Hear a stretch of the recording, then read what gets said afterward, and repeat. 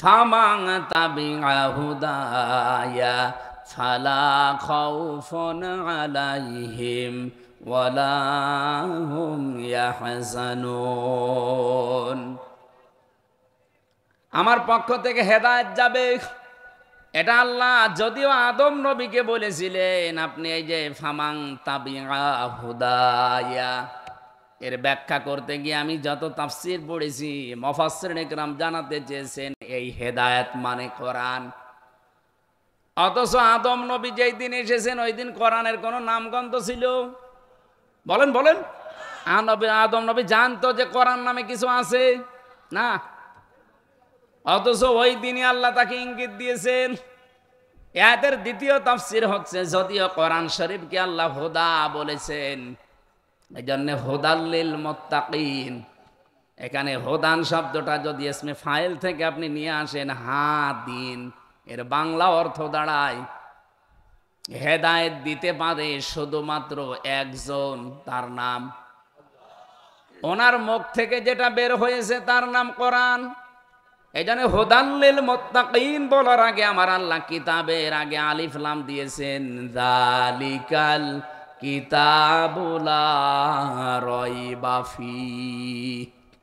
এই যে কিতাবের আগে আলিফ লাম দিলেন, আমি আরবি গ্রামার যখন পড়ি এই আয়াতের সাথে মিলিয়ে দেখেছি পৃথিবীতে একটা মাত্র কিতাব আল্লাহ দিয়েছেন যেটা মানুষকে পথ দেখাতে পারে, আর যত কিতাব আছে তাকে আল্লাহ হাদিন বলেন নাই।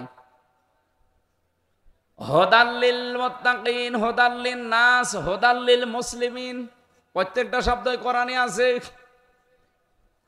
আমি আলিফ লাম নিয়ে গবেষণা করে 4 প্রকার পেয়েছিলাম আরবি গ্রামারে। কেন আল্লাহ যালিকাল কিতাবের আগে আলিফ লাম দিয়ে নির্দিষ্ট করে দিলেন? এই আলিফ লামের পক্ষে একটা হাদিসও পেয়েছি তিরমিজি শরীফে। আলিফ লামের যে হাদিসটা বলছিলাম এবার শোনেন। আমার মনে হয় আপনারা শুধু শুনেই শেষ করে দেবেন না, শোনার পরে আজকেই সিদ্ধান্ত নিয়ে এক্ষুনি মেনে নেওয়ার মন বানাবেন। কি কথা বলেন না কেন? কারণ আমি তো শুধু অ্যাডভার্টাইজ করছি, আমি অ্যাডভাইজার। আমার নিজের কথাও না, আমার বাবার কথাও না। আর ডাক্তার সাহেব আমার সারাদিন মোবাইল করছে, উনি শিখিয়েও দেয়নি। যা শিখিয়েছি, যা শিখেছি সব শিখিয়েছে আমার আল্লাহ। এদের বিপক্ষে যে হাদিসটা বলছি, আমার মনে হয় হাদিসটা বাংলাদেশের মানুষ যদি মানে আগামীতে কোরআন সংসদে চলে যাবে। নাকি হাদিস বলবো না স্যার? বলবো মানে এটা তো বলা দরকার। খুব ভালো করে শুনবেন। কে কোন দলে আছেন, মতে আছেন, ওইটা ঘন্টা খানিকের জন্য বাদ দিয়ে দেন। মনে করবেন এই হাদিস এখনই নবী আপনার জন্য বলছে। মানিত্তাবা আল হুদা, এই যে হাদান শব্দ, হুদা শব্দের ব্যাখ্যা করতে গিয়ে এই হাদিসটা আমি পেয়েছি হযরতে আবু হুরায়রা রাদিয়াল্লাহু তাআলা আনহু থেকে বর্ণিত। বিশ্ব নবী জানিয়েছেন, মানিত্তাবা আল হুদা বিগাইরিল কোরআন আদাল্লাহুল্লাহ। কোন মানুষ যদি হেদায়েত পাওয়ার জন্যে, পথ পাওয়ার জন্যে কোরআনে কারীম বাদ দিয়ে পৃথিবীর কোন জায়গায় ছুটে যায়, ওর নিয়ত যতই ভালো থাক, আল্লাহ নিজে তাকে দায়িত্ব নিয়ে গোমরা বানিয়ে দেয়। শব্দের দিকে খেয়াল করে করে আমি যখন মিলাই, আমি চিন্তা করলাম নবীজি দল্লা শব্দ কেন দিলেন না? দল্লা ইয়াদিল্লু শব্দ যদি দিতেন, সরাসি মুজাররদ থেকে বাপটা আসলে বাংলা অর্থ হতো আপনি নিজেই নিজেকে খারাপ বানিয়ে ফেলেছেন। কিন্তু আদাল্লা ইউদিল্লু বাবে ইফআল থেকে যখন শব্দ আসে, যেহেতু চার বিষয় কামেল পাস, আদাল্লা ইউদিল্লু বাবে ইফআল থেকে আসলে এই বাবের খাসিয়াত হচ্ছে 9টা। কওমি মাদ্রাসায় যারা ভালোভাবে পড়েন তারা বাপগুলো হয়তো দেখেছেন। এই 9টা খাসিয়াতের প্রথম খাসলত, এই খাসিয়াত হচ্ছে আল্লাহ নিজে দায়িত্ব নিচ্ছে। আদাল্লা ইউদিল্লু, দল্লা শব্দ হলে বাংলা অর্থ হয়তো আপনি নিজেই নিজেকে খারাপ বানিয়েছেন, আর আদল্লা আসলে বাংলা অর্থ দাঁড়াবে আল্লাহ নিজে আপনাকে খারাপ বানিয়েছে। খুলনাবাসী, আমি এবার একেবারে ফাইনাল প্রশ্ন করছি, হেদায়েত দেওয়ার মালিক কে? উনি যদি বলে আমি তোকে গোমরা বানাবো, হেদায়েত দেওয়ার আর কেউ আছে? নেই। কত বড় কঠিন কথা নবীজি শোনালেন। আদাল্লাহ হুল্লাহ, আল্লাহ নিজে ফাইল, এখানে নিজে কর্তা হিসাবে কাজ করছেন। বলেন আমি তোকে খারাপ বানাবো, যেখানে কোরআন নেই, যদি তুই ওখানে ভালো হওয়ার নিয়তেও থাকিস। এবার বাংলাদেশের এই ৫৬,০০০ বর্গ মাইলে আপনি হাদিসটা মিলান।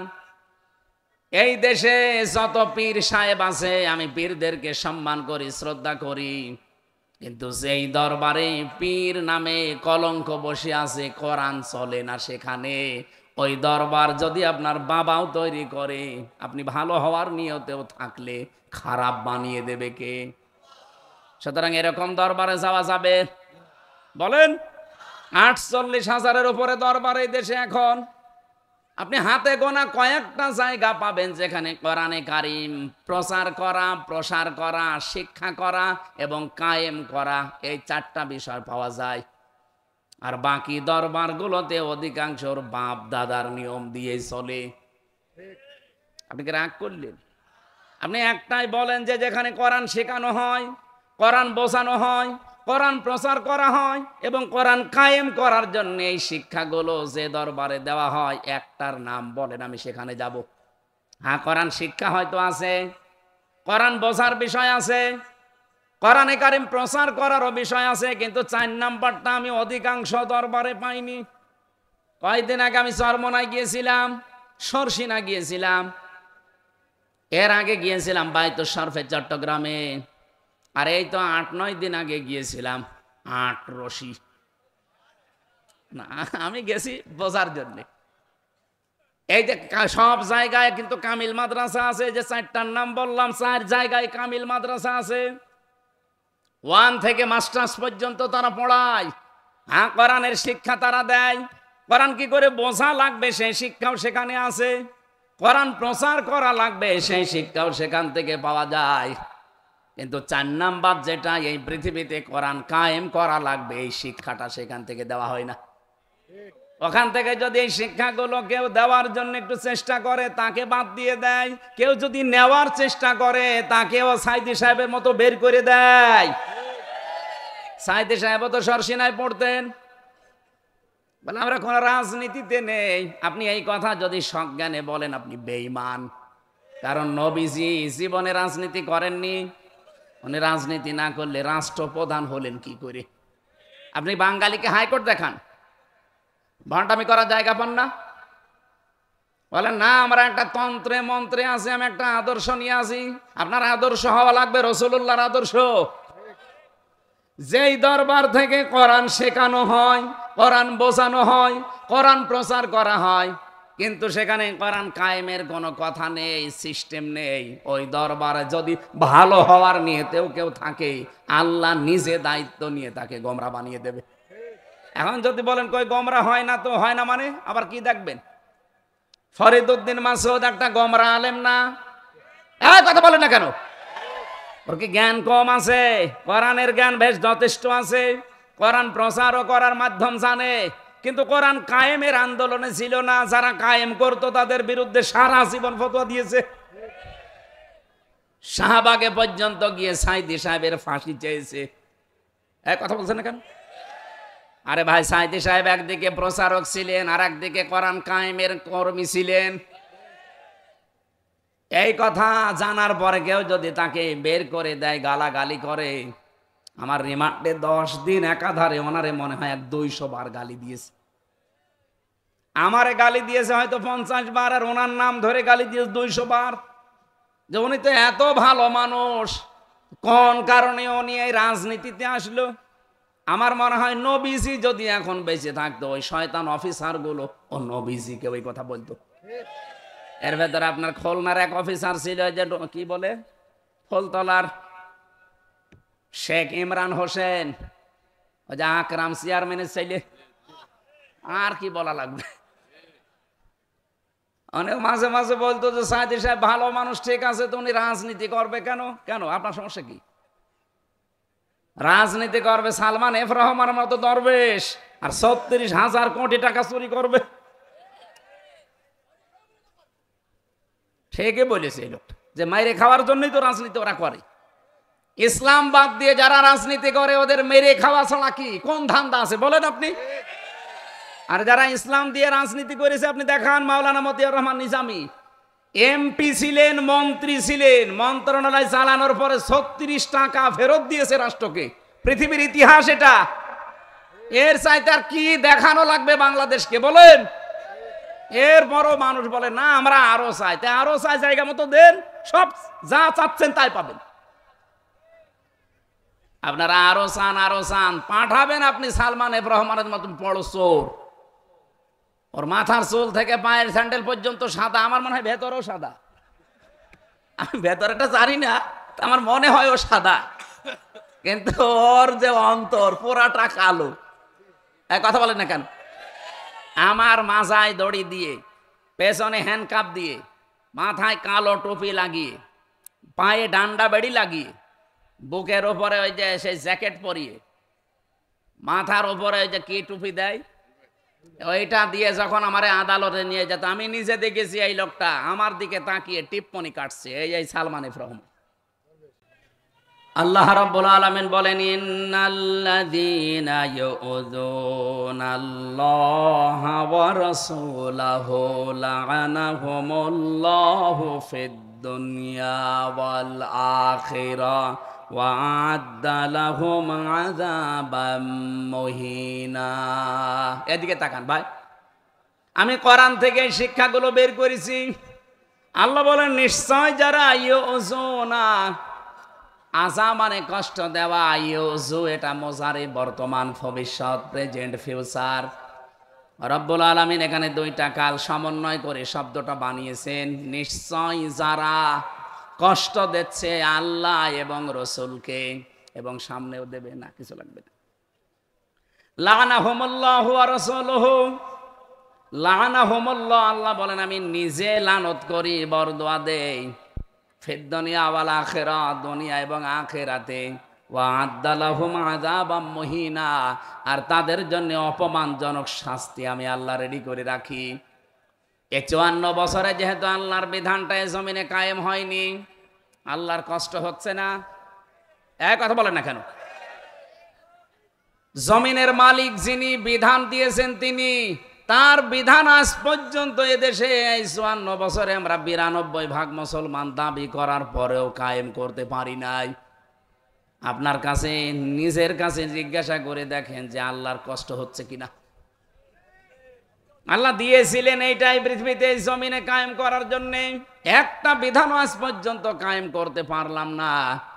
আমরা যেগুলো নিয়ে বাড়াবাড়ি করি, বেশি ফতোয়াবাজি করি, একটা প্রশ্নও কিন্তু আল্লাহ কবরে ওই সম্পর্কে জিজ্ঞাসা করবে না। আপনি নামাজ নিয়ে বাড়াবাড়ি করছেন, হয়তো নামাজের সিস্টেম নিয়ে, মোনাজাত নিয়ে, আমিন নিয়ে, বিভিন্ন রকম জিনিস নিয়ে আজ বাড়াবাড়ি ছাড়াছাড়ি আছে না নেই? রোজা নিয়ে আছে, হজ নিয়েও আছে, যাকাত নিয়ে আছে, অথচ একটা বিধান সম্পর্কে এখনই মরে গেলে আমার আল্লাহ একটাও জিজ্ঞাসা করবে না। প্রথম নাম্বারে যে প্রশ্ন সেটা কিন্তু এই রাজনীতির প্রশ্ন। যারা কোরআনের কথা শুনলে রাজনীতি মনে করেন যে হ্যাঁ এটা রাজনীতি হচ্ছে, হ্যাঁ আপনি শোনেন, এখনই মরে যান। মার রব্বুকা, তোমার রবকে আপনি যদি বলেও ফেলতে পারেন যে রব্বি আল্লাহ, আমার রব আল্লাহ, সঙ্গে সঙ্গে ফেরেশতা জিজ্ঞাসা করবে রব মানে কি জানো? আমি পড়া কোরআন শরীফে রবের 19টা অর্থ পেয়েছি, সামারাইজ করে 5টা বানিয়েছি।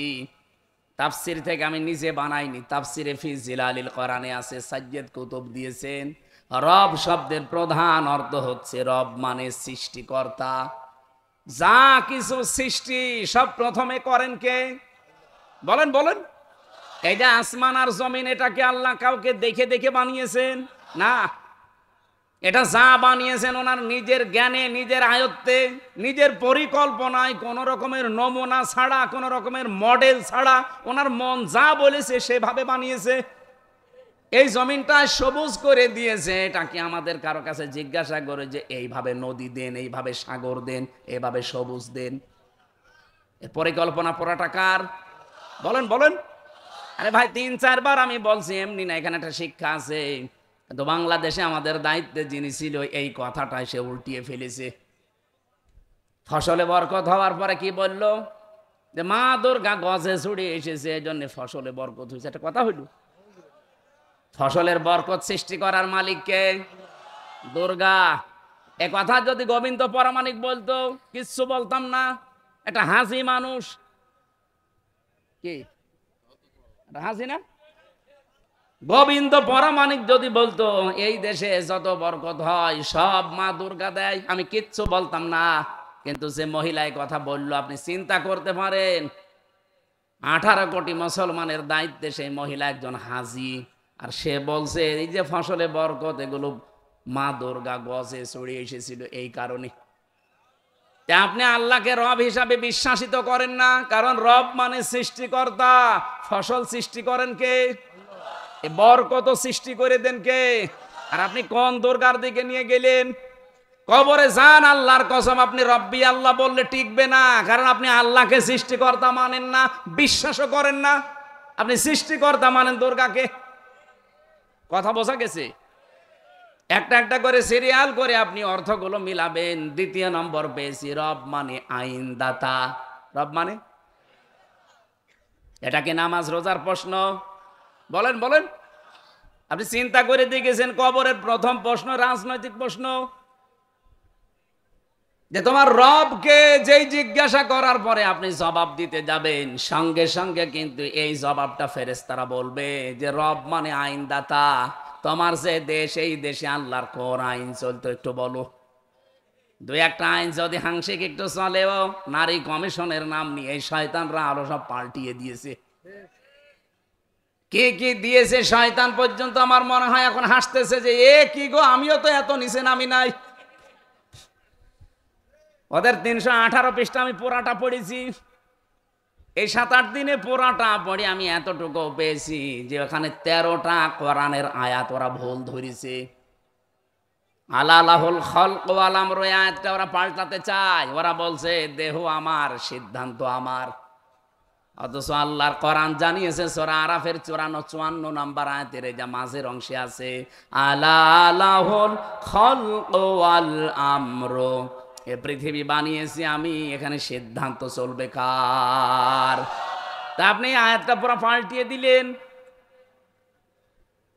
15.5 বছর যারা ছিল তাদেরও তো এত বড় দুঃসাহস হয়নি, সুতরাং এদেরও দুঃসাহস হইতো না। এদের পেছনে রাঘব বোয়াল কারা আছে আমরা জানি। আপনি চিন্তা করতে পারেন এই যে 26টা কোরআনের আয়াতের বিরুদ্ধে কেস দিয়েছিল ইন্ডিয়া, সেই প্রসেসে 13টা 13 কত হয়? ওরা 26টা দিয়েছে, এরা হাফ দিয়েছে। এটাও তো একটা মামলা। এরা পাল্টিয়ে ফেলতে চায় এগুলো। যতগুলো দিয়েছে সব আমি কোরআনের আয়াতের সাথে মিলিয়ে মিলিয়ে দেখলাম, সব কোরআনের বিরুদ্ধে। এই জন্য রব হিসাবে আপনি যদি বলে ফেলেন যে আমার রব আল্লাহ ছিল, আল্লাহর ফেরেশতারা মানবে না। বলবে কি বললি? একটা আইন তোর দেশে ছিল না, আর কি করে বলিস আমার রব আল্লাহ? 2 নম্বরের প্রশ্নটাও রাজনৈতিক। অমা দিন ওকা, তোমার দিন কি, জীবন ব্যবস্থা কি? দিন মানে শুধুমাত্র ধর্ম না, দিনেরও 17টা অর্থ আছে। আমি আর এই কিতাবের ভেতর আমি লিখে রেখেছি দিনের 10টা অর্থ প্রধান। একটাও আমাদের সাথে কবরে গেছে মিলছে না। আর আপনি কথা শুনলে শুধু রাজনীতির গন্ধ খোঁজেন। যেদিন ধরা খাবেন ওই দিন আমার কথা মনে হবে। বলছে ঠিক। 3 নাম্বারটাও রাজনৈতিক প্রশ্ন। অমান হাজার রজুল, এই লোকটা কে ছিল? আপনি যদি বলেন ও হাজা নবী ও না মুহাম্মাদুর রাসূলুল্লাহ, ইনি আমাদের নবী মুহাম্মাদুর রাসূলুল্লাহ, এবার ওনার জীবনটা আল্লাহর ফেরেশতারা সামনে নিয়ে আসবে। ওনার 1 থেকে 63 বছরের ভেতরে অন্তত 40 থেকে 63, এই 23 বছর মাস্ট বি আপনাকে মানাই লাগবে। কি কথা বলছেন না কেন? যারা আলেম ওলামা আছে বলেন তো, 1 থেকে 40 বছর পর্যন্ত যদি আপনি রসুলকে না মানেন কোনো অসুবিধা নেই, কিন্তু 40 থেকে 63 যেই দিন উনি নবী হয়েছিলেন ওই দিন থেকে মৃত্যুর আগ পর্যন্ত এই 23 বছর 1 সেকেন্ডও বাদ দিতে পারবেন না।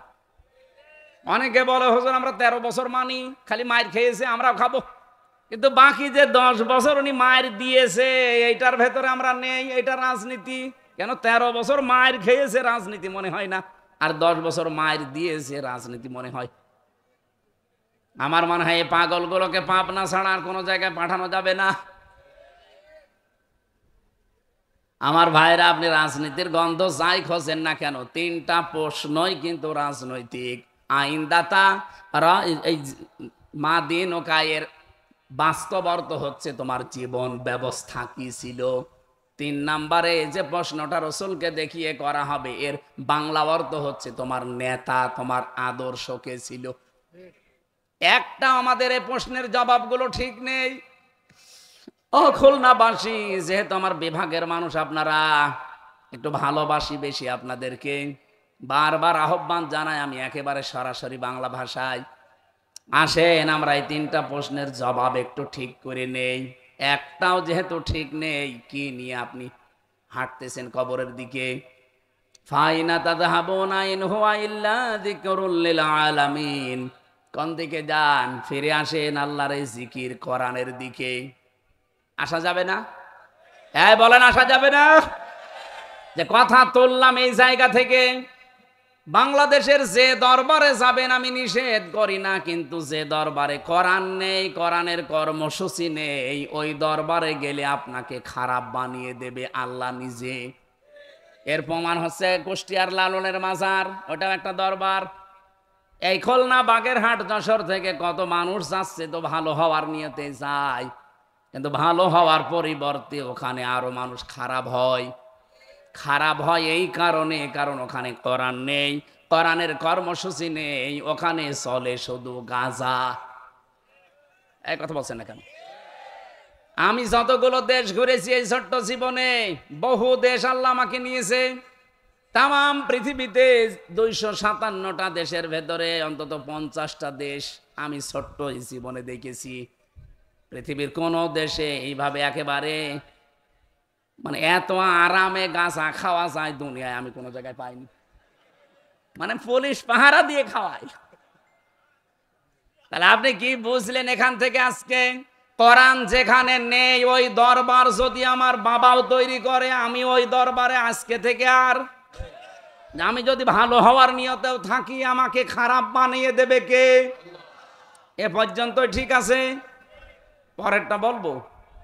হ্যাঁ, বাংলাদেশে এখন 73টার উপরে রাজনৈতিক দল, 49টা নিবন্ধিত, বাকিগুলো আছে নিবন্ধনের বাইরে। সবচাইতে বড় অবিচার করা হয়েছে, আমাদের নিবন্ধন ছিল একটা দলের, সে নিবন্ধন পর্যন্ত জালেমরা কেড়ে নিয়েছে। 13 তারিখে একটা রায় আছে, আমরা চাই এই অবিচার যেন আর না থাকে। আমরা চাই অবিচার আর না করে আগে ওদের বৈধ জিনিস বৈধভাবে ফেরত দেন। ওদের দাড়ি পাল্লা ন্যায় ইনসাফের প্রতীক, এটা ওরা কোরআন থেকে নিয়েছে। কি সাবেক আমিরে জামাত ভারপ্রাপ্ত একজন ছিলেন আব্বাস আলী খান, নাম শোনেননি? জয়পুরহাটে বাড়ি। উনি জীবিত অবস্থায় একটা বক্তব্যে শুনেছিলাম, প্রশ্ন করছে একজন যে আপনারা এত মার্কা দুনিয়ায় থাকতে দাড়ি পাল্লা নিলেন কেন? উনি বলছে আমরা নেইনি, এটা কোরআনে আছে। সূরা হাদীদের 25 নম্বর আয়াতে আল্লাহ দাড়ি পাল্লা নামে একটা মার্কাই দিয়ে দিয়েছেন। রাসূলদেরকে আল্লাহ পাঠিয়েছেন যে সমস্ত জিনিস নিয়ে, তার ভেতরে এই ন্যায় বিচার করার মানদণ্ড, এই যে মিজান যেটা বলা হয়, এই মিজান না, এটাও এক মিজান। মিজান মানে হচ্ছে সমতা। আমার খুতবার ভেতরে এই শব্দটা ছিল, ওয়াসসামা রাফাহা ওয়া ওয়াদাআল মিজান। আল্লাহ পাক এই যে আসমান, এটা সমতা করে রেখেছেন। আল্লাহ রাব্বুল আলামিন নবীদেরকে যে 3টা জিনিস দিয়ে পাঠিয়েছিলেন, তার ভেতরে একটা ছিল দাড়ি পাল্লা, তার মানে মিজান। লাকাদ আরসালনা রুসুলানা বিল বায়্যিনাতি ওয়া আনজালনা মাআহুমুল কিতাবা ওয়াল মিজান লিয়াকুমান নাসু বিল কিসত। আল্লাহ গ্যারান্টি দিয়ে আয়াত শুরু করলেন লাকদ। এটা যদি বাদও দেয়, যারা গ্রামার বোঝে জিজ্ঞাসা করেন, আপনি আমার কাছে কোরআন শরীফ নিয়ে আসেন, লাকদ বাদ দিলেও আমি অর্থ করতে পারবো। এটা আল্লাহ গ্যারান্টি দেওয়ার জন্য লাকদ দিয়েছেন, লাম একটা, কদ একটা। আরসালনা রুসুলানা, এখান থেকে যদি আল্লাহ আয়াত শুরু করতেন, অর্থ তো আপনারা না পারলেও আলেমরা আমরা পারতাম অর্থ করতে। আল্লাহ কেন লাকদ দিয়ে আরম্ভ করলেন? আল্লাহ গ্যারান্টি দিয়েছেন অবশ্যই অবশ্যই। এই পৃথিবীতে আমি যত নবী আর রাসূলকে পাঠিয়েছিলাম তিনটা জিনিস তাদের সাথে ছিল। এক নম্বরে কিতাব, কি ছিল বলেন বলেন। দুই নম্বরে তাদেরকে আমি উন্নত চরিত্র দিয়েছিলাম। তিন নম্বরে মিজান দিয়েছিলাম, ন্যায় বিচারের মানদণ্ড। আর এটা কায়েম করতে পারলেই মানুষের ভেতরে ন্যায় বিচার আপনি দেখতে পাবেন। লিয়াকুমান নাসু বিল কিসতি, যেন এই লামটার অর্থ যেন, যেন আপনি মানুষের ভেতরে ন্যায় বিচার কায়েম করতে পারেন এই মিজান দিয়ে। মিজান মানে আমরা সবাই বলছি দাড়ি পাল্লা। এই জন্য বাংলাদেশে 54 বছরে যেটা হয় নাই, এবার যদি সত্যি দাড়ি পাল্লা দিয়ে আমরা সামনে এগিয়ে যেতে পারি, আল্লাহর কসম দেশে ন্যায় বিচার কোরআন বলছে প্রতিষ্ঠা হবে। আপনি কোরআনের কথা বিশ্বাস করেন না? এক কথা বলেন না কেন? তাহলে দাড়ি পাল্লায় মার্কা আমরা নিজেরা বানিয়ে নেয়নি, ধানের শীষের মতো, নৌকার মতো, নাঙ্গলের মতো। এটা আল্লাহর পক্ষ থেকে নবীদেরকে আল্লাহ এই ন্যায় বিচারের মানদণ্ড দিয়ে পাঠিয়েছিলেন। নবীদের আল্লাহ যা দিলেন মানদণ্ড হিসাবে যে মার্কা দিলেন, ওইটা যাদের ভেতরে পাবেন সেটা বাদ দিয়ে আপনি কোন দিকে দৌড়ান। এই জন্যে ফাই না তাযহাবুন দিয়েছেন। কোথায় যাচ্ছেন দৌড়িয়ে? কোথায় পালিয়ে যাচ্ছেন? ইন হুয়া ইল্লা যিকরুল লিল আলামিন। এদিকে আসেন, আপনাকে জিকির শোনাই। আমরা তো বিভিন্ন রকমের জিকির শুনি তাহিরি ভাইয়ের কাছ থেকে। শালি বাবা, কেল্লা বাবা, ফতে বাবা, ও জিকির না। এই যে জিকির, এইটা কোনটা? এই জিকিরের দিকে আসতে বলছি আপনাকে। আমি আবার বলছি, 49টা নিবন্ধিত দল আছে। সবচাইতে আসল যে দলটা থাকার কথা, একটা 50 নাম্বার যেটা মিলবে, সেটা বাংলাদেশ জামাত ইসলামী। 13 তারিখে যেন আর হাইকোর্ট আমাদেরকে না দেখান। আমরা চাই এটা ফিরিয়ে দেওয়া হোক। আপনারা চান না? বলেন। কেউ যদি না চান তাহলে কোরআনের আয়াত কি করবেন আপনি বলেন?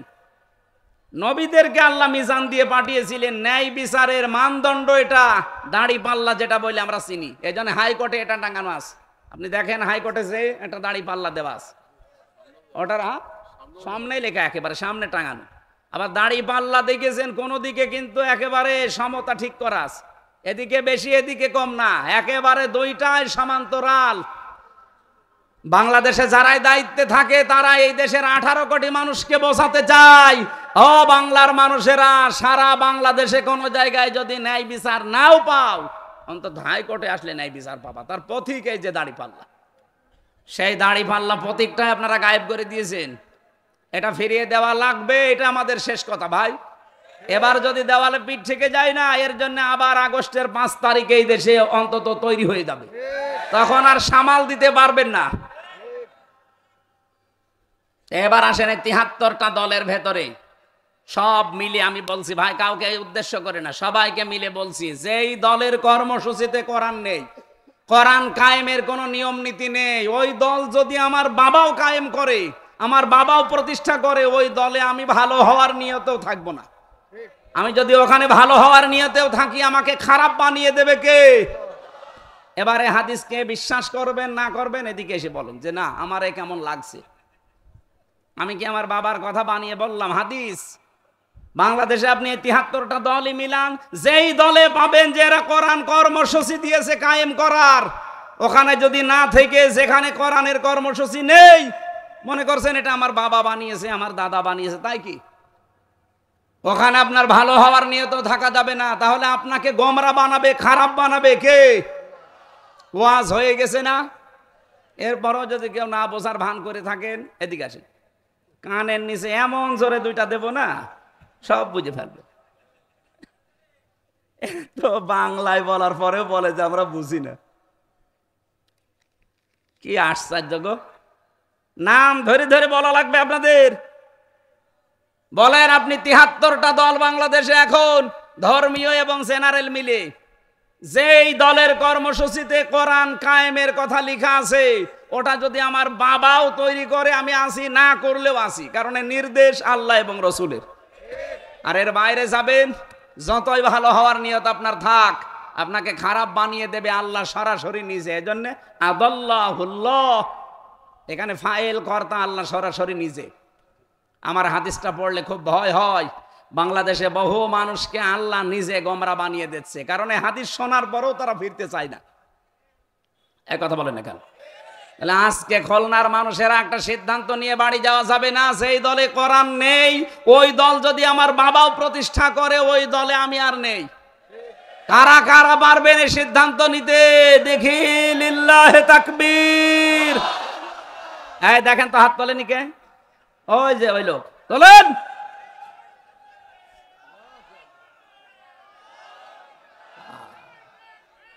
তাকবীর আর লাগবে না ভাই, তাকবীর লাগবে না, মাহফিল হয়ে গেছে। এরপরে যদি বলেন হুজুর না আপনি কথা বলেন, আমি কি কথা বলবো? মাহফিল তো শেষ। এইটা মেনে নিলে সামনে আপনি মাওলানা মতিউর রহমান নিজামের মতো মানুষ দেখতে পাবেন। এইটা মেনে নিলে অধ্যাপক মিয়া গোলাম পরোয়ারের মতো মানুষ দেখতে পাবেন, যাদের 4 আনা দুর্নীতি এই 5 বছরের ভেতরে পাওয়া যায়নি। আর এগুলো বাদ দিয়ে দেখেন, আরে ভাই আমি বাংলায় বলছি, আপনার মন খারাপ হোক আর খুশি হোক ওটা আমার দেখার দরকার নেই, যেটা পেয়েছি সেটা বলছি। 5 বছরে লোক বাড়ি বানায় 620টা। কয়দিন আগে আমি মালয়েশিয়া ছিলাম, ড্রাইভারের বাড়ি 12টা না, এই 620টা। আপনি চিন্তা করেন স্যার, আমি ওই যে হোটেলে যেয়ে উঠলাম, নিচে একটু নেমেছি, একটু চা মা খাবো বলি, ও আল্লাহ, নিচে নেমে দেখে 2 শয়তান বসে চা খাচ্ছে। কি গো হুজুর, আমরা আগেই পালিয়েছি। আপনি আগেই পালালেন কেন? আপনার না 620টা বাড়ি, ওই চট্টগ্রামে বাড়ি ওইটা। আপনি তো আমার মনে হয় এই 9 মাস যদি থাকতো আরো 200 বাড়ি বানাইতো। আপনাদের অধ্যাপক মিয়া গোলাম পরোয়ার সাহেবের বাড়ি বাংলাদেশে কয়টা? এক বাড়ি থাকার সময় পায় না। আর ওই শয়তানরা 620টা বাড়ি বানিয়েছে গো আল্লাহ। দেখে জিবরাইলের সাথে লাইন ছিল এদের। আগামীতে এরকম সুযোগ আর কেউ যেন না পায়। অনেকে এই সুযোগ নেওয়ার জন্য বিভিন্ন রকমের ধান্দা খুলতেছে। তারা কিচ্ছু চায় না। কি চান? নির্বাচন চাই। আরে ভাই, নির্বাচন তো আমরাও চাই। সংস্কার না করলে নির্বাচন দিলে ওই আগে যা ছিল দিনের ভোট রাতে, ওইটাই হবে আবার। আর ওইটা হলে কি হবে? আমি যে আয়াত পড়েছিলাম এইটা হবে। কি হবে? ওয়ারাফা'না লাকা যিকরাক, এর পরের আয়াতে আছে, ভালো করে শুনবেন, আশার একটা সঞ্চার পাবেন। নাকি বলবো না? ফাইন্না মা'আল উসরি ইসরা, ইন্না মা'আল উসরি ইসরা। আল্লাহ পাক বলেন অবশ্যই কষ্টের সাথে সুখ। আল্লাহ কিন্তু কষ্টের পরে বলেন নাই, কষ্টের সাথে। এই জন্য উসরুন এ শব্দের আগে আল্লাহ মা দিয়েছেন, এর সামনে আল্লাহ আলিফ লাম লাগিয়ে দিয়েছেন। একটু ভালো করে খেয়াল করেন, আলেম যারা আছেন তাদেরকে বলছে আল্লাহ কেন কষ্টের সাথে সাথেই ইসরা দিলেন সুখ, কিন্তু সুখের আগে আলিফ লাম আল্লাহ দেয়নি? দিয়েছে? আলেম যারা আছেন কোনোদিন এভাবে আপনি ভাবেননি? আমি যতগুলো তাফসির মিলিয়েছিলাম আমিও পাইনি। পরবর্তীতে জনাব এটিএম আজহারুল ইসলাম জেলখানার ভেতরে আমার একটা বই পড়তে দিয়েছিল, ঋণ এবং ঋণের পরে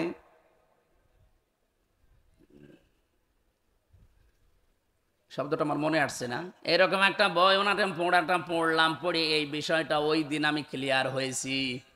আল্লাহ রাব্বুল আলামিন এখানে মা দেওয়ার আগে কেন আলিফ লাম দিয়েছেন?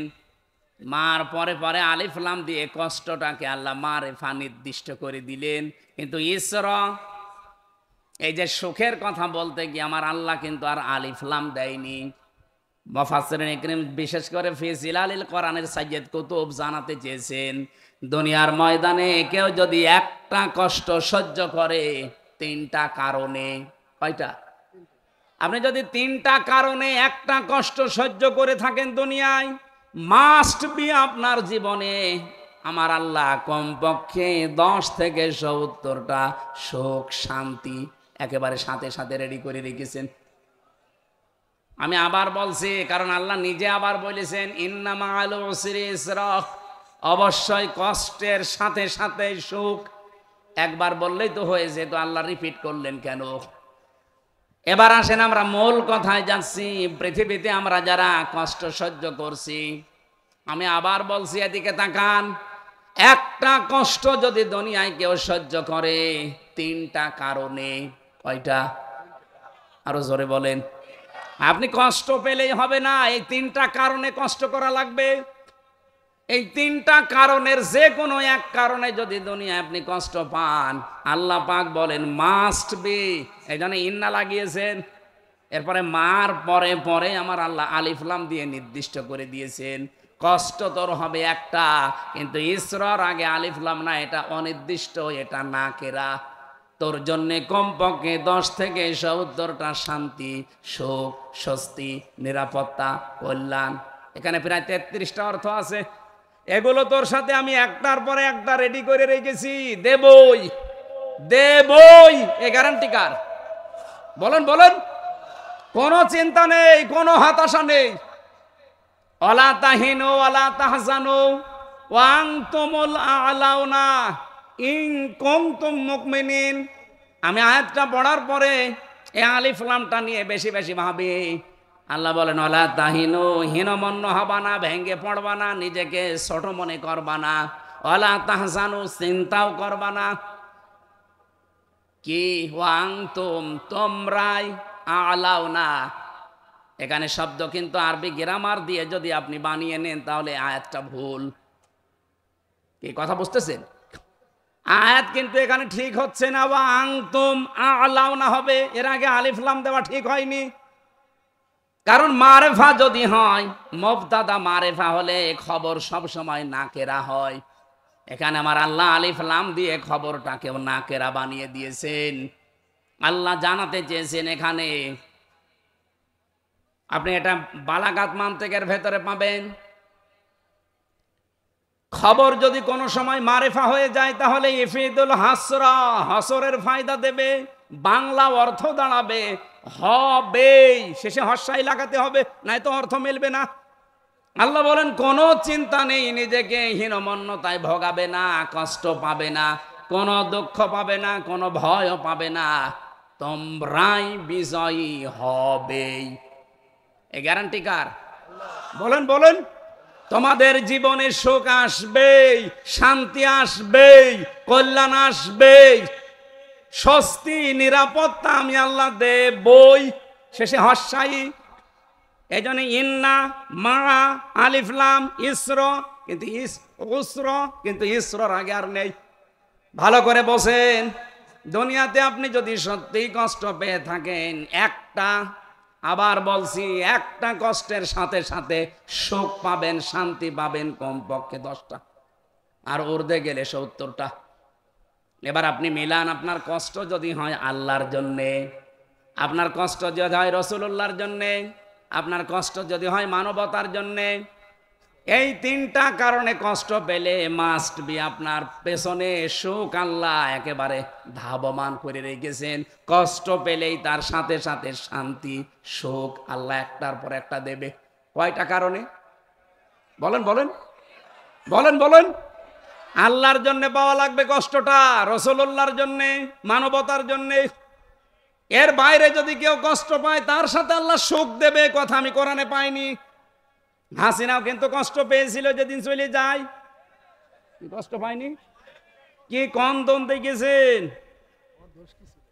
আবার বলছিল যে আমার কি দোষ। আমি একটা ভিডিও দেখছিলাম, একজন বলছে তোর এমন কোনো দোষ নেই যে তোর নেই, এমনকি সিরাজউদ্দৌলা মরে গেছে তোর কারণে, দ্বিতীয় বিশ্বযুদ্ধ, মানে এমন কোন কিছু নেই যে তোর কারণে হয়নি। আবার বলে যে আমার দোষ কি? ওই দিন দেখলাম কাঁদছিল, এর আগেও আমি দেখেছি, কিন্তু কাঁদে নাই, শুধু রিয়ালিটি। এই দিন সত্যি সত্যি কেঁদেছে। তাহলে কষ্ট না পেলে কাঁদতো না, কথা বলছে না কেন? মনে ওখান থেকে এত জায়গায় মোবাইল করে বলে আমি চট করে ঢুকে পড়বো, আমার কাছে একদিন করতে পারেন না? আমার নাম্বার নেই মানে? ভক্তবৃন্দ দেশে ছড়িয়ে ছিটিয়ে আছে, ভারতে আমার কত ভক্ত, একটা নাম্বার জোগাড় করে বলতে পারেন না হামজা 3 বছর জেল খাটালাম, মাফ করে দিও, আমি আসতেছি, কিছুই বলে না। কত আশায় আছি বাবু আমারে মোবাইল করবে না। আমি আবার বলছি ভাই, কষ্ট পেলেই হবে না, কষ্ট মহিলাও পেয়েছে, কষ্টের পরে শান্তি না নেই। কিন্তু যারা তিনটা কারণে কষ্ট পেয়েছেন আমি নিজে প্রমাণ।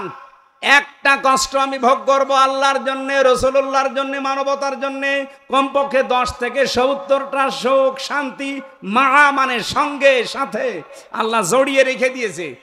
আমি যা কষ্ট পেয়েছি এক একটা যদি কষ্টের জন্য 70টা শান্তি আমার আল্লাহকে দেয়, এই দুনিয়াতে যদি 10 থেকে 70 টাকার সুখ আল্লাহ আমাকে দেয়, বলেন কত সুখ শান্তি পেতে এখনো বাকি আছে। আর আমি সুখী হব, শান্তি পাবো পরিপূর্ণ ওই দিন, যেই দিন দেখবো আল্লাহর এই কালাম দিয়ে 56,000 বর্গ মাইল চলছে। আমরা ওই দিন পরিপূর্ণ সুখী এবং শান্তি পাবো না? বলেন বলেন। সুতরাং আমরা তো চাই এইটা কায়েম হোক। আর এটা কায়েম হবে কি করে? বাংলাদেশে 300 এমপি সামনে দাঁড়াবে, 151 জন মানুষ যদি কোরআন বুকে নিয়ে সামনে এবার সংসদে ঢুকতে পারে, ওরা সংসদের প্রথম অধিবেশনে বলবে, মাননীয় স্পিকার আমরা নামাজের বিল চাই। বলবে না? এক কথা বলেন, বলবে না? যদি না বলে তারে ভোট দেবেন না। যদি অধ্যাপক মিয়া গোলাম পরোয়ার সাহেব বলে যে না আমি এর ভেতরে নেই, ওনারে ভোট দেবেন না। উনি এই কথা বলা লাগবে, কারণ আল্লাহর নির্দেশ, আল্লাযীনা ইম্মাক্কান্নাহুম ফিল আরদি আকামুস সালাহ, যারা রাষ্ট্রীয় ক্ষমতায় যাবে তাদের প্রথম নামাজের বিল আনা লাগবে। এ নির্দেশ কার? কথা বলেন। প্রথম দিনে যদি বলেন স্পিকার যে হাত তোলেন কারা নামাজের বিল চান, এই 300 এমপির ভেতরে যদি 151 জন হাত তোলে, তার ভেতরে পরোয়ার সাহেব একজন। কথা বলছেন না কেন? ওই দিন নামাজের বিল কায়েম হয়ে যাবে। 18 কোটি মানুষ ওর পরের দিন থেকে নামাজ আরম্ভ করবে। আপনি হয়তো পরোয়ার সাহেবকে ভোট দিয়েছিলেন মাত্র একটা, ওর পর দিন থেকে 18 কোটি মানুষ নামাজ পড়লে যা সওয়াব হয়, প্রতিদিন ওই সওয়াব আপনার আমল নামায় আল্লাহ লিখতেই থাকবে। যদি কারো বিশ্বাস না হয়, সূরা নিসা 5 নাম্বার পারা 10 নাম্বার পৃষ্ঠার 12 নাম্বার লাইনের 85 নাম্বার আয়াত আপনি নিয়ে আসেন, কোন তাফসীর নিয়ে আসবেন? মাইয়াশফা শাফাআতান হাসানাতান ইয়াকুল্লাহু নাসিবুম মিনহা। কোন মানুষ যদি ভালো কাজে সুপারিশ করে, সাহায্য করে, রায় দেয়, ভোট দেয়, সিদ্ধান্ত জানায়, সহযোগিতা করে, ও ভালো কাজ করে যা পাবে আপনি শুধু রায় দিয়ে তাই পাবেন। আমি তো আর বানিয়ে বলছি না, দেখে দেখে বলছি। অন্য কাউকে আপনি দেন, এই যে খুলনায় একজন ছিল না কি যেন হিন্দু, নারায়ণ চন্দ্র, ওনারে যদি দেন, উনি তো কোরআন বুকে নিয়ে বলবে মাননীয় স্পিকার, বলবে ডুমুরিয়ায়। এর পাশের থানায়ও ছিল আর একজন কি যেন সাধন, কি একটা হিন্দু মন্ত্রী ছিল মনিরামপুরে, স্বপন ভট্টাচার্য। এনারা কোরআন বুকে নিয়েছে বলবে? বলেন। এখন যদি বলেন না স্বপন না, এই নারায়ণ না, আরো অনেক কিছু আছে তাদের দেব, তারা যদি হ্যাঁ বলে যে আমি কোরআন বুকে নিয়ে প্রবেশ করি নামাজের বিল আনবো, আপনি তাকে দেবেন। কিন্তু মুনাফিকি করবে যে, এটা আমরা 54 বছরে অনেকের জীবনে দেখেছি। কি দেখি নাই? অনেক মানুষ এই 54 বছরে কথা দিয়ে কথা রাখে নাই। নাকি আমি বানিয়ে বললাম? এই যারা কথা দিয়ে কথা রাখে না, এরকম মানুষই সংস্কার ছাড়া নির্বাচন চায়।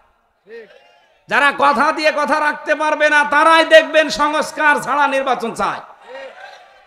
আমি জানি তো আপনি রাখতে পারবেন না, ভেতরে তো আপনাদের সাথে আমি ছিলাম। বহু মানুষ এরকম খালি এই ব্যবসা বাণিজ্য করার জন্য এই দলে নাম লিখিয়েছে। ওর আসল কাজে শুধু এইটা, তাছাড়া কোনো কর্মজীবন নেই। এ স্যারের একটা কর্মজীবন আছে আলাদা। উনি যদি এখন রাজনীতি করে, উনি মেরে খাবে না। কিন্তু আপনার কি কর্মজীবন? কি আপনার কিচ্ছু নেই। কর্মজীবন কি? ছেলে রাজনীতি করে। এই একটা কথা হইল।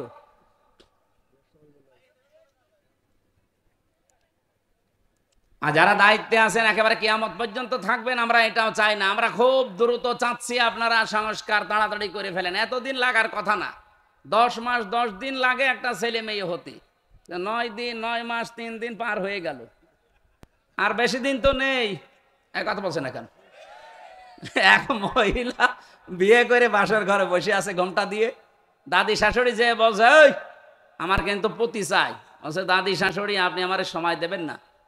কেবল আসলাম, আপনার নাতির সাথে তো এখনো দেখাই হয়নি। ঠিক আছে, যা করবা করো, আমার কিন্তু পতি চাই। কিছুক্ষণ পরে শাশুড়ি এসে বলছে, বৌমা আমার কিন্তু নাতি চাই। আচ্ছা মা, আপনিও লজ্জা শরম ত্যাগ করে আমাদের সময় দেবেন না? ননদ আর দেবর এসে বলছে, ভাবি কি করবা জানি না, আমাদের কিন্তু ভাতিজা চাই। কি গো, একটার পর একটা আসে আর সব চাই চাই, আমার সে জিনিস কই? এবার ঠিক স্বামী এসেছে। স্বামী এসে বলছে, বউ আমি ঘুমিয়ে গেলাম, আমার বেবি চাই। বউ এবার ঘুমটা ফেলে দিয়ে বলছে, বংশ কি সব পাগলের? কারো নাতি চাই, কারো পতি চাই, কারো ভাতিজা চাই, আর তোমার বেবি চাই। আমি কি ডাউনলোড করে নিয়ে আসবো? তুমি এদিকে এসে ঘুমিয়ে পড়ো, আর আমি এগুলো সবারকে দেবো কি করে? 10 মাস 10 দিন সময় লাগবে না? যেহেতু 10 মাস 10 দিন সময় লাগবে, বাসর হওয়া লাগবে, তারপরে কারো বেবি হবে, কারো ভাতিজা হবে, কারো নাতি হবে। কথা বলেন ঠিক কিনা? আমরাও তো সময় দিয়েছিলাম, আর বেশি দিন নেই, তাড়াতাড়ি শেষ করেন, বৈধভাবে দিয়ে দেন। কারণ যতদিন পর্যন্ত এদেশে নির্বাচিত সরকারের হাতে ক্ষমতা না যাবে, ততদিন পর্যন্ত এই খনি যারা আছে, ফ্যাসিস্ট যারা আছে, আপনি আটকাতে পারবেন না।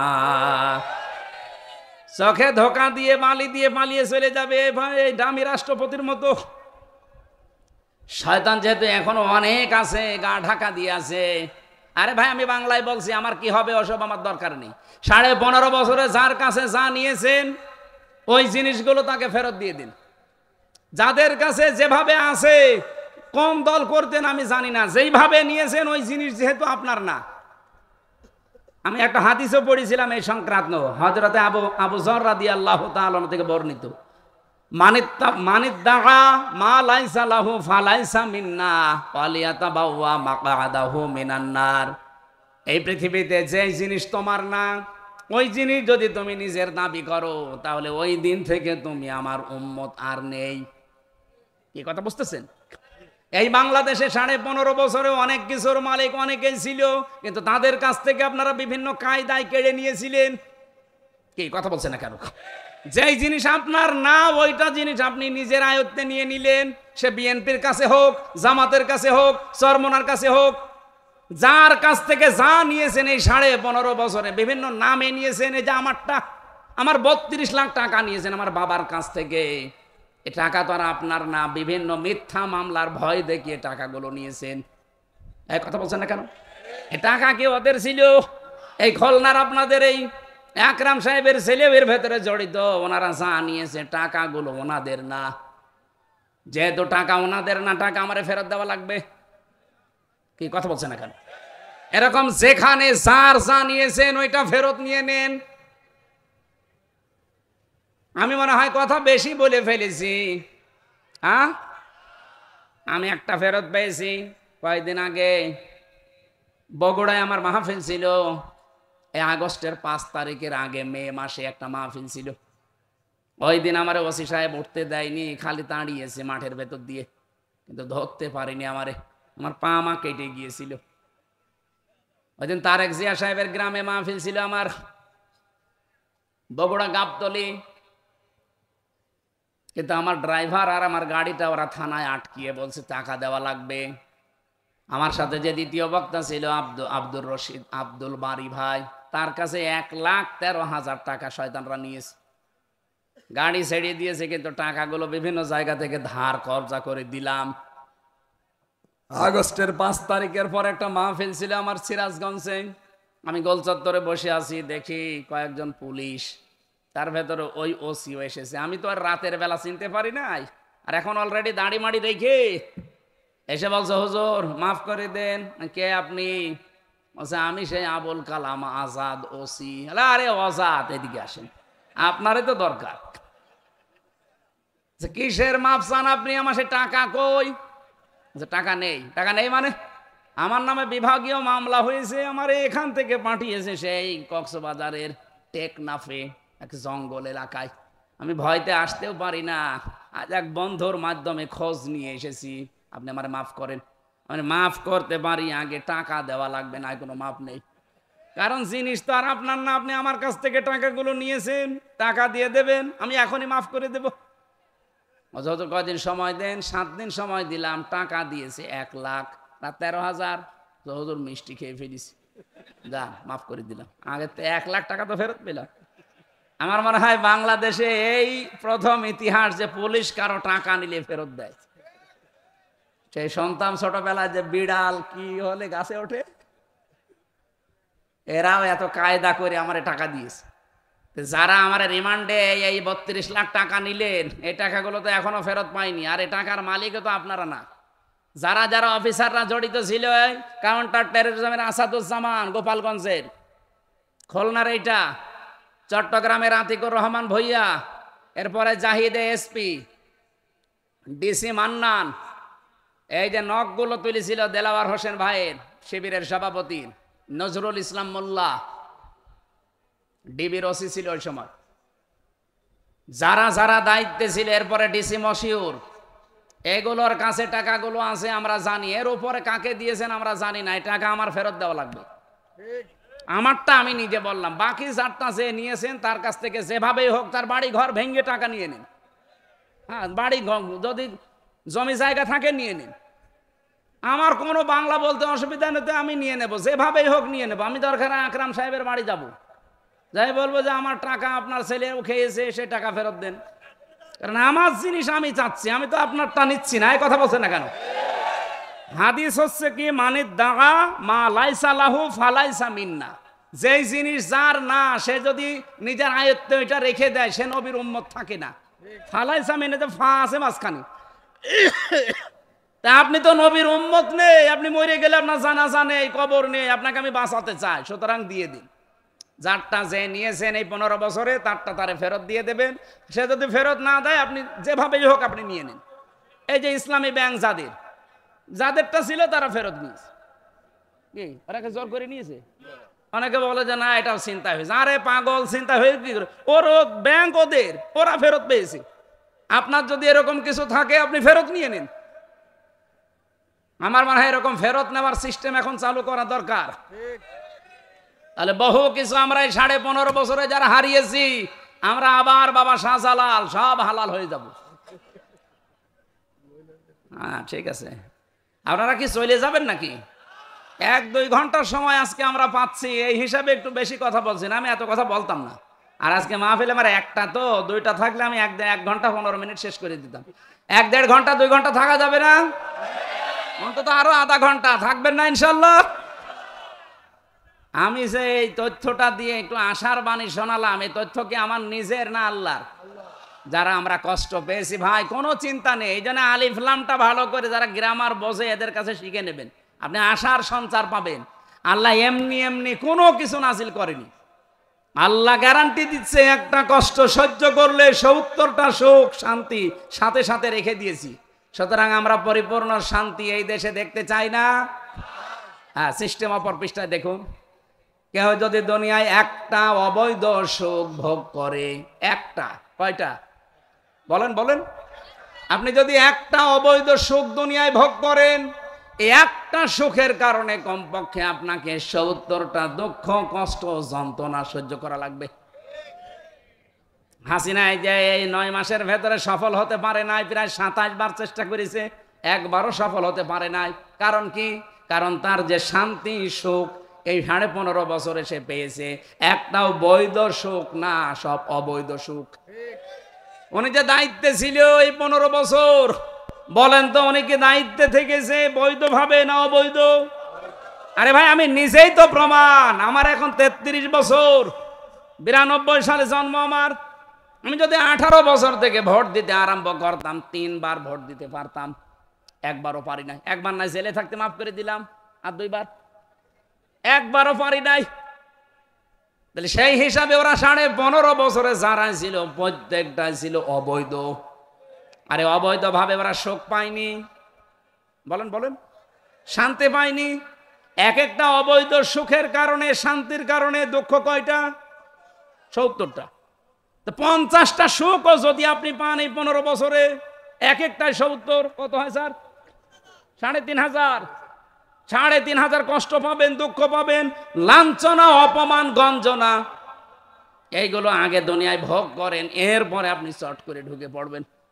এখনই যদি বলেন চট করে আসবে, তাহলে আয়াত কি হবে? আয়াতকে আমি ফেলে দেব? 100 ভাগ কার্যকর করবে আল্লাহ তার আয়াতকে। এই কথা বলেন না কেন? কারণ কি? আতাম্মাত কালিমাতু রাব্বিকা সিদকা ওয়া আদলা লা মুবাদদিলা লিকালিমাতি। সূরা আনআম 8 নাম্বার পারা, প্রথম নাম্বার পৃষ্ঠা, 10 নাম্বার লাইনের 115 নম্বর আয়াত, প্রথম অংশে আছে। আল্লাহ বলেন, যা দিয়েছি কোরআন সব সত্য কথা এবং ইনসাফপূর্ণ কথা, এবং কিয়ামত পর্যন্ত আমার কথা কোনো রদ বদল নেই, কোনো পরিবর্তন নেই। সুবহানাল্লাহ বলতে পারেন নাই? সুতরাং আশার বাণী আমরা কোরআন দিয়ে শুনেছি, আমরা কি হতাশা থাকবো? আর বিজয় আসবেই। যত রকমের ষড়যন্ত্র হচ্ছে, আল্লাহর কিছু পরিকল্পনা আছে, এগুলো বাস্তবায়ন হবে। কিন্তু একটা বিষয় মনে রাখা লাগবে ভাই, জীবনে কোনো দিন কোনো বিষয়ে কোরআন থেকে যেটা পাবেন শোনার পরে যেন সন্দেহ করবেন না। এই জন্য আজকের আলোচনার বিষয়টাই আমরা সাজিয়েছি সন্দেহ। কি বললাম? আমি আয়াত যখন তেলাওয়াত করে ওই সময় শব্দটা 2 বার পড়েছিলাম, সুম্মা লাম ইয়ারতাবু, যারা সন্দেহ করে না। আসেন আমরা এই বিষয়ের উপরে কিছু কথা বলি তাফসীর আকারে। এই চলে যাবেন, কারণ হাত তোলেন তো,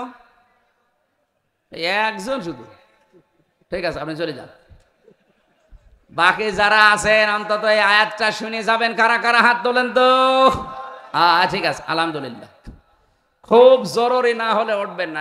খুলনা বিভাগের মানুষের আবার বিড়ি খাওয়ার অভ্যাস আছে, তো খুব যদি একেবারে নেশা লেগে যায় বিড়ি খেয়ে আবার চলে যাবে। এই যে আমার যে শেষের কথা ছিল কি, যারা অবৈধ সুখ পাবে, একটা অবৈধ সুখে দুঃখ কয়টা? বলেন বলেন। যারা পরকীয়া প্রেম করে, নারী হোক আর পুরুষ হোক, সুখ পায় না।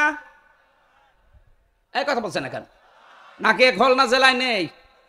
যারা এই অবৈধ সুখে আছেন, সুখ না পেলে এমনি 2-3 ছেলে মেয়ে রেখে আল্লাহ রাস্তা চলে যায়, অবৈধ সুখ পায়।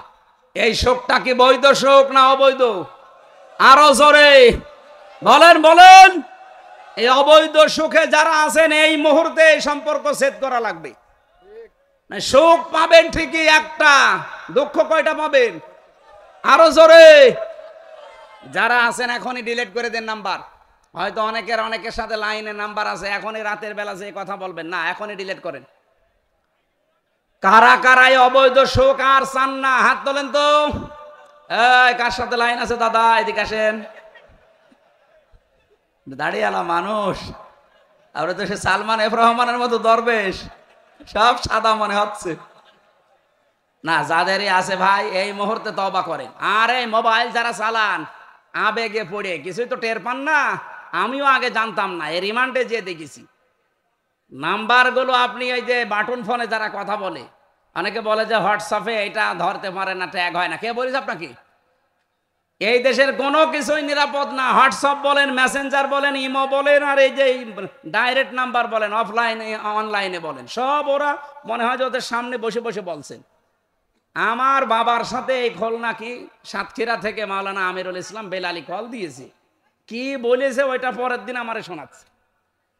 অথচ আমার জীবনে কল্পনাও আসে না যে এই কথা ওরা রেকর্ড করতে পারে। অন্তত তোমার বাবারটা। যার যার যা হচ্ছে এখনই থেমে যান, নিজেকে কন্ট্রোল করেন। যদি একটু ফাঁস হয়ে যায় না, আপনার কিন্তু ওই যে টাকলা মোরাদের মতো এখন সব হারাবেন। ওর খালি 6 মিনিট 8 সেকেন্ড ফাঁস হয়েছিল, ওর সব হারিয়েছে। ওর বউ হারিয়েছে, ছেলে মেয়ে শেষ, মন্ত্রিত্ব শেষ, এমপি শেষ, দলও শেষ।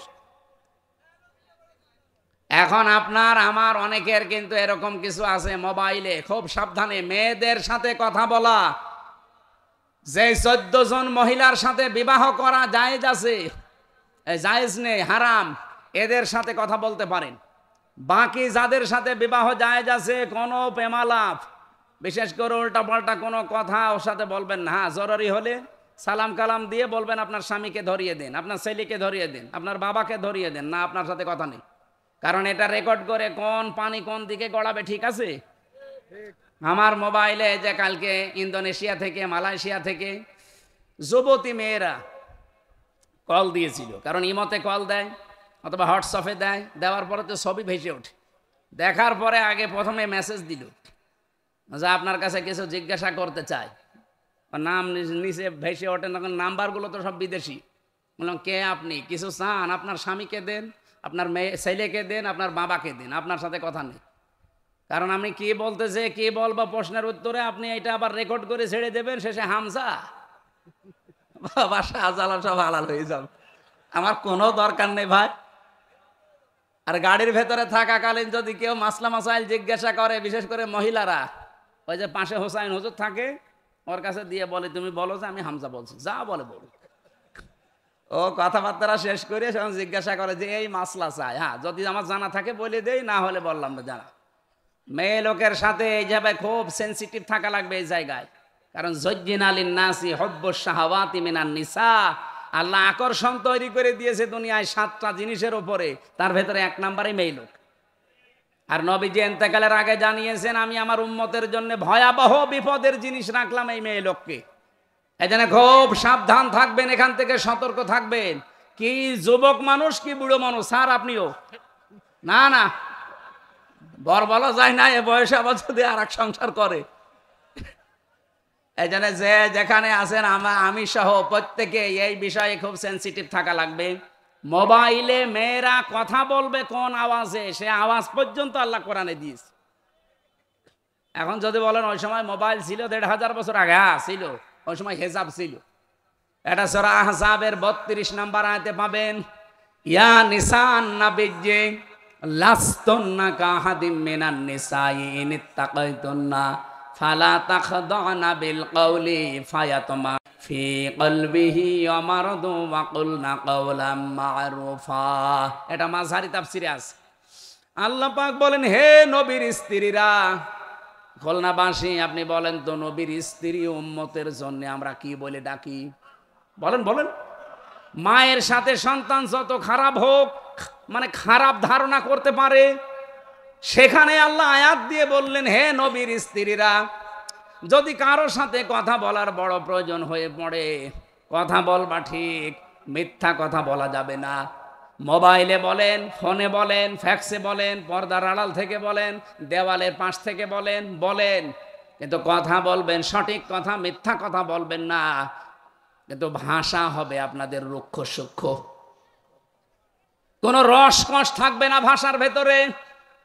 মোবাইলটা তোলার পরে যদি দেখেন যে আপনার বাবা না, আপনার স্বামী না, আপনার বড় ভাই, আপনার ছোট ভাই না, এরকম 14 জন পুরুষ মানুষের তালিকা আছে। মেয়েরা যারা এসেছেন আপনাদেরকে বলছি, সূরা নিসার 22-23 নম্বর আয়াত পড়বেন। এই 14 জন মহিলা এবং 14 জন পুরুষ, এদের বাদ দিয়ে যদি অন্য কোনো মানুষ, এমনকি কাবার ইমামও যদি হয়, আমির হামজা তো দূরের কথা, কাবার ইমাম সাহেবও যদি কল দেয় আব্দুর রহমান সুদাইসি, আপনি কথা বলার পরে সালাম দিয়ে গরম দেবেন।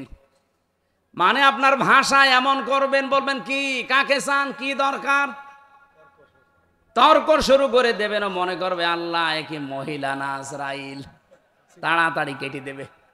আর আপনি যদি একেবারে শাবনুরের মতো, এই তো যশোরের মেয়ে, আপনি যদি একেবারে মোলায়েম কণ্ঠ দিয়ে বলেন আসসালামু আলাইকুম বিআই সাহেব, ওর মনের ভেতরে আল্লাহ বলেন মারাদুন, যদি গোড় থাকে, অসুস্থ থাকে, রোগ থাকে, ও কিন্তু লাইন লাগাবে। 2 দিন 5 দিন 7 দিন 10 দিন পরে দেখবেন আল্লাহর রাস্তায় আপনাকে নিয়ে চলি। কথা বলেন না কেন? এই বিষয়টা খুব সেন্সিটিভ থাকা লাগবে ভাই। আমি আর কি মারার জন্য বলছি না, বহু মানুষের আমল নামা কিন্তু আছে। এই যে মাঝে মাঝে সাংবাদিক ইলিয়াস ছেড়ে দেয়, পিনাকি ভট্টাচার্য ছেড়ে দেয়, দেখেন না?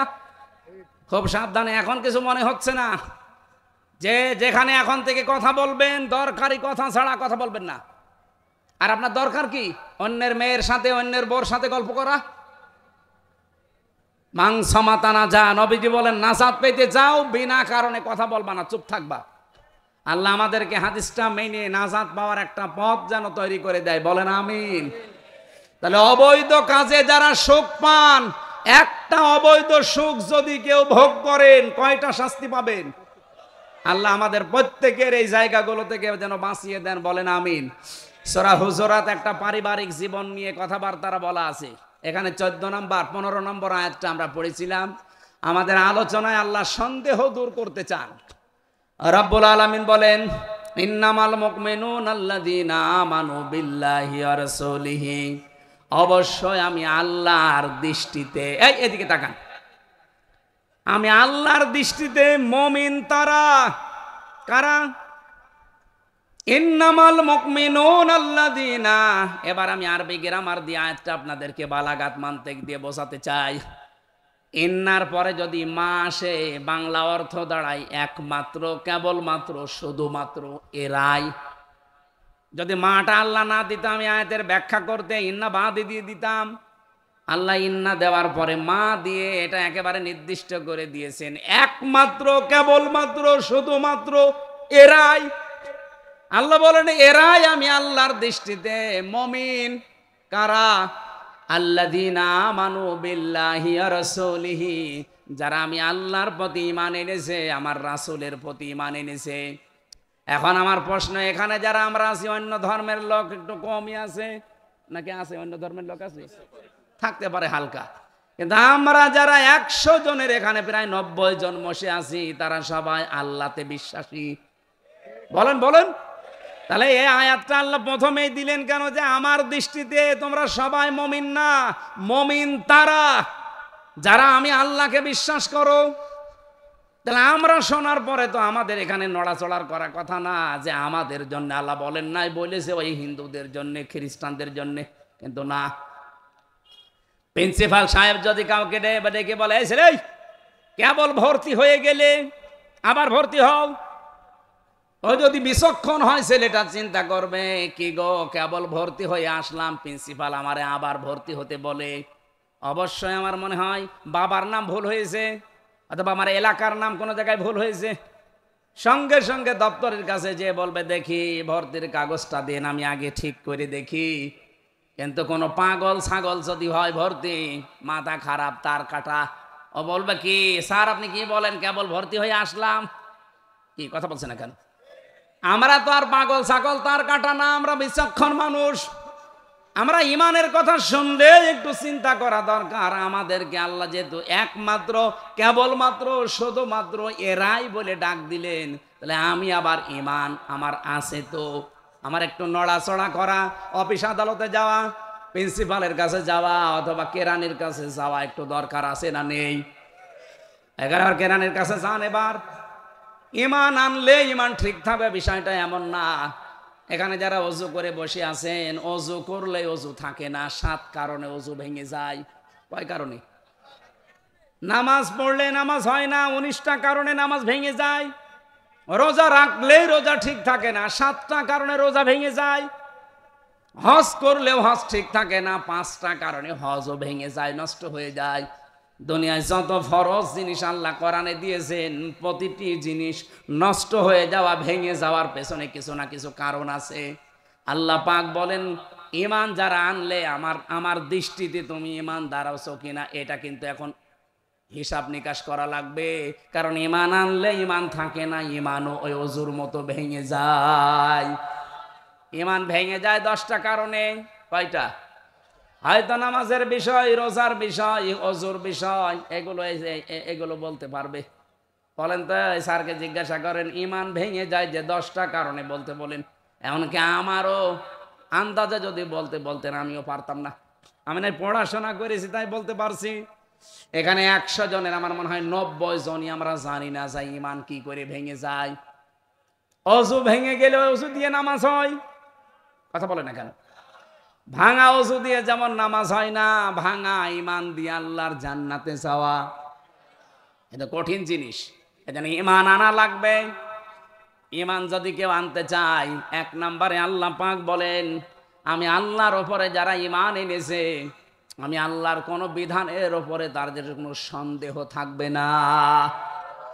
আমাদের সন্দেহ না, আমরা মিথ্যা প্রমাণ করার জন্য উঠে পড়ে লেগেছি আল্লাহর বিধানকে। এদেশের রাজনৈতিক একটা বড় দলের বড় দায়িত্বশীল কথা বলেই ফেলেছে অলরেডি যে কোরআনের সাথে রাজনীতির কোনো সম্পর্ক নেই। বলে নাই? অথচ আমার এই ছোট মাথার ভেতরে কোরআনের সাথে রাজনীতির সম্পর্ক নেই। মানে কোরআন রাজনীতি করা লাগবে কোরআন দিয়ে, এটা আমি 918 জায়গায় পেয়েছি। আর এত বড় বড় মাথা নিয়ে বসে আছে, ওরা বলে কোরআনের সাথে রাজনীতির কোনো সম্পর্কই নেই। তাহলে আপনার ঈমান আছে? আপনি সন্দেহ করলেই যেখানে আল্লাহর দৃষ্টিতে আর ঈমানদার থাকেন না, আপনি সেখানে অবিশ্বাস করে বসে আছেন। আমি আবার বলছি, রিপিট করছি, সন্দেহ করলে যদি ঈমান না থাকে, অবিশ্বাস করলে থাকার কথা। কত বড় কঠিন শাস্তির কথা আছে সূরা আরাফের 40-41 নম্বর আয়াতে। আমার গা শিউরে ওঠে এই মানুষগুলোর কথা শুনলে। ইন্নাল্লাযীনা কাযযাবু বিআয়াতিনা ওয়াস্তাকবারু আনহা লা তুফাত্তাহু লাহুম আবওয়াবুস সামা। রব্বুল আলামিন বলেন, নিশ্চয় যারা আমার আয়াতকে মিথ্যা প্রতিপন্ন করে, আমার আয়াতকে যারা বিশ্বাস করতে চায় না এবং অহংকার করে মুখ ফিরিয়ে চলে আসে, এই নারী কমিশনের 13টা আয়াতের প্রতি ওরা দোষারোপ অলরেডি করেছে। এই কমিশনের সাথে যারা আছে এরা যদি তাওবা না করে, এদের জানাজা পড়াও জায়েজ নেই। ওদের হিন্দুদের মতো পুড়িয়ে ফেলা লাগবে, কারণ ওরা আল্লাহর কোরআনে শুধু অবিশ্বাস না, আয়াত কেটে অলরেডি বাদ দিয়ে দিয়েছে। আল্লাহ পাক বলেন, যারা অহংকার করবে, মুখ ফিরিয়ে চলে যাবে, কি করব তাদেরকে জানো? লা তুফাত্তাহু লাহুম আবওয়াবুস সামা, ওদের জন্য আকাশের একটা দরজাও আর খোলা হবে না। তুফাত্তাহু এটা মোজারে, এটা বর্তমান, ভবিষ্যৎ, প্রেজেন্ট, ফিউচার, বাবের বহুবচন আবওয়াব। আল্লাহ বলেন, দরজা আমি একটা দিতে পারতাম, আবওয়াব দিয়েছি বহুবচন। যারা আমার কোরআনকে মিথ্যা মনে করে, কথা শোনার পর আমি যা কথা বলছি আপনার কি মিথ্যা মনে হয়? বলেন বলেন।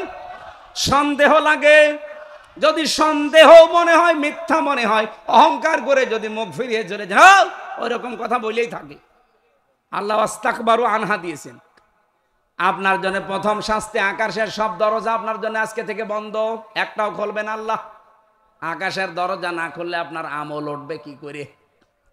এতটুকু তো আল্লাহ শেষ করে দেননি, ওয়ালা ইয়াদখুলুনাল জান্নাহ, এরা জান্নাতেও যাচ্ছে না, যাবেও না।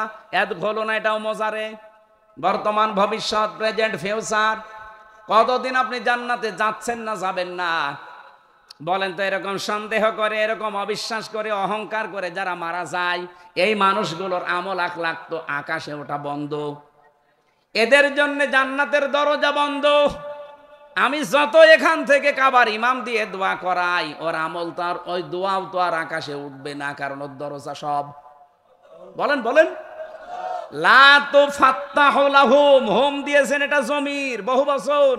এরকম চরিত্র যাদেরই হবে, আল্লাহ রসুলের কোনো কথা শোনার পরে শুধু সন্দেহ না, অবিশ্বাস না, শুধু সন্দেহ যদি করে, আল্লাহ বলেন আকাশের দরজা শুধু বন্ধ করব তা না। যালিকা বিআন্নাহুম কারিহু মা আনজালাল্লাহু ফাআহবাতা আমালাহুম। সূরা মুহাম্মদের 9 নম্বর আয়াতে আছে, 26 নম্বর পারা 6 নম্বর পৃষ্ঠার 12 নম্বর লাইনে আল্লাহ বলেন, যারা আমার নাজিলকৃত কোনো কথা, অবিশ্বাস দূরের কথা, কেউ যদি এরকম মন খারাপ করে, মন খারাপ যদি করে, কারিহু, আল্লাহ বলেন ফাআহবাতা আমালাহুম, ওর জীবনের যত ভালো ভালো কাজ ছিল সব আমি নষ্ট করে দেব, একটাও রাখবো না। এই জন্য আমলের বহুবচনে আমাল দিয়েছেন। বাংলাদেশে আয়াতগুলো মিলালে আমার বড় আফসোস লাগে, দুঃখ হয়। বহু হাজির জীবনের পেছনে সব ধ্বংস হয়ে গেছে। এই কথা বলছে না কেন? এরকম মানুষ এখানে নেই। কথা শোনার পরে ওর কাছে রাজনীতির গন্ধ খোঁজে, না হুজুর এই দিকে টেনে বলে। এদের দিকে যদি কোরআন না থাকতো, জীবনে এর দিকে আমি টেনে কথা বলতাম না, কারণ ওনার সাথে আমার রক্তের কোনো সম্পর্ক নেই, আত্মীয়তার কোনো সম্পর্ক নেই, সম্পর্ক শুধু কোরআনের কারণে। কথা বলেন না কেন? আজিল্লাতিন আলাল মুমিনিনা ইজ্জাতিন আলাল কাফিরিন, তারা মুমিনদের প্রতি হবে দয়ার্ধ, আর কাফেরদের প্রতি হবে কঠোর। কুষ্টিয়ায় আমার বাড়ি, আপনার বাড়ি খুলনা, 165 কিলোমিটার এখান থেকে। আপনার সাথে আমার ভালোবাসা, মহব্বত শুধু এই কারণে, আমার আপন ভাইয়ের সাথে এত মহব্বত নেই। আপনার সাথে মহব্বত, ভালোবাসা আল্লাহ তৈরি করে দিয়েছে আমার মনে এই কারণে, কারণ আপনি দিন প্রতিষ্ঠার কর্মী। আপনি যদি মানুষের তৈরি করা আইন প্রতিষ্ঠার কর্মী হতেন, আপনি আমার আপন ভাই হলেও আপনাকে আমি ভালোবাসতাম না। এই কথা বলছেন না কেন? এটাকে আমি বানালাম। যারা এগুলো করে দেখবেন তাদের মনের দিকে তাকিয়ে, তাদের মনে এরকমই আমার আপন ভাই নেই, আমি একা, আমার একটা বোন আছে। এই বোনটাও যদি একামতে দিনের বাইরে কেউ থাকে, ওই বোনের চাইতে আমার রাজশাহী, খুলনা, যেই বোনটা দিনে একামতে দিন কায়েম করতে চায়, সে আমার আপন বোনের চাইতে, আপন রক্তের চাইতে, আপন আত্মীয়র চাইতেও আত্মার আত্মীয়। বলেন বলেন। আর এটা তৈরি করে দেয় কে? আপনি দেখেন এইটাই তৈরি হয়ে আছে সারা বাংলাদেশে, সারা পৃথিবীতে। একামতে দিন যারা কায়েম করতে চায় এই জমিনে, তাদের ভালোবাসা আপন ভাইয়ের চাইতেও বেশি। নিজের আপন ভাই আপন বোনের সাথে এত মহব্বত আল্লাহ তৈরি করে দেয়নি। অথচ বাড়ি আমার খোল কুষ্টিয়া, আপনার বাড়ি খোল না, এত দূরের থেকে মহব্বত তৈরি করে দিয়েছে কে? কোরআনের সাথে যাদের মিলে যায়, আমি তো তার কথাই বলবো। আপনি কোরআনের কথা শোনার পরে যদি সন্দেহ করা, মন খারাপ করা, কারিহু বিমা আনজালাল্লাহ, কেউ মন খারাপ করলেও ফাহাবাত আমালাহুম, ওর একটা আমলও থাকবে না, সব নষ্ট হয়ে যাবে। কত মানুষের নষ্ট হয়ে গেছে, এখনো যাচ্ছে। আপনারটা যাচ্ছে কিনা আপনি বলেন তো? ওয়ালা ইয়াদখুলুনাল জান্নাহ, আল্লাহ শেষ করে দেননি। জান্নাতে তো যাবেই না, কতদিন পর্যন্ত যাবে না আল্লাহ একটা উদাহরণ দিয়েছেন। হাত্তা, যতক্ষণ ইয়ালিজাল জামালু ফি সাম্মিল খিয়াত, ইয়ালিজা মানে প্রবেশ করা, জামাল মানে উট, সাম্মন মানে ছিদ্র, খিয়াত মানে সুস, সুসের ছিদ্র দিয়ে উট যেদিন প্রবেশ করে যাবে, ওই দিন ওই লোকটা জান্নাতে যাবে। সুসের ছিদ্র দিয়ে চোখ খারাপ থাকলে সুতায় পরাতে পারে না, সেখানে উট যাওয়া সম্ভব।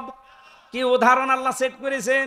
ওয়াকাযালিকা নাজিল মুজরিমিন, পাপিষ্ঠদেরকে আল্লাহ এইভাবেই শাস্তি দেবেন। এইজন্য ঈমান যারা এনেছেন আল্লাহর প্রতি, আমানতু বিল্লাহি কামা হুয়া বিআসমাইহি ওয়া সিফাতিহি ওয়া ক্বাবিলতু জামিআ আহকামিহি ওয়া আরকানি, সাবধান হয়ে যান আজকে থেকে আল্লাহর কোন বিধান শোনার পরে সন্দেহ, আর রাসূলুহু এবং তার রাসূলের উপরও সন্দেহ করে না। বিশ্বনবীর নিজের 23টা বছরের নবুয়তের জিন্দেগীর 13 বছর আপনি মানেন, 10 বছর মানতে গেলে আপনার কাছে কষ্ট হয়। আপনি এখনো আল্লাহ রসুলের দৃষ্টিতে একমাত্র, কেবলমাত্র, শুধুমাত্র এরাই যে আল্লাহর দৃষ্টিতে মুমিন, আপনি হতে পারেননি। সুম্মালাম ইয়ারতাবু, যারা সন্দেহ করে না, ওয়াজাহাদু বিআমওয়ালিহিম ওয়া আনফুসিহিম ফি সাবিলিল্লাহ, যারা চেষ্টা করে, সাধনা করে, সংগ্রাম করে, জিহাদ করে, প্রচেষ্টা চালায়, জান আর মাল দিয়ে আল্লাহর জমিনে আল্লাহর দ্বীনকে কায়েম করার জন্য তার রাস্তায়।